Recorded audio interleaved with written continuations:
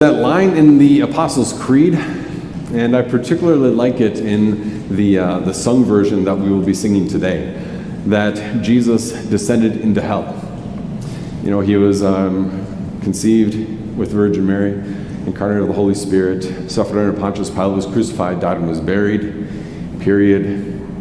He descended into hell. If you put a comma there, it makes a whole lot more sense. He descended into hell. He rose again from the dead. He ascended into heaven and is seated at the right hand of God the Father Almighty. Simon Peter has some commentary on that middle part. After the death of Jesus, then what we call, the big word is vivification, to become alive again, to vivify. So when his body became alive again, after he became alive in the tomb, then he descended into hell. And then after that, made an appearance to his followers. And then after that, ascended up into heaven. And the way that Peter puts it is that Jesus was put to death in flesh, but was made alive in spirit. It's kind of a subtle point, but the phrasing that we have to understand there is that Jesus was put to death, if you think of it in a shameful way, in weakness, in humiliation.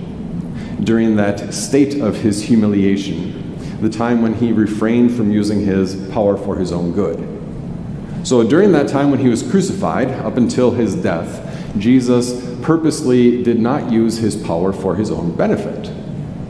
Otherwise, he wouldn't have been crucified, obviously.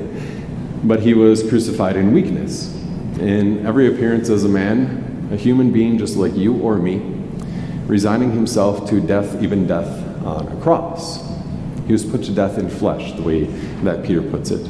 And he was made alive in spirit in a glorified way. That Jesus, yes, he still has his physical body, just as he did on Easter Sunday evening. And at the same time, it is a glorified body that is also in a glorified spiritual mode of existence.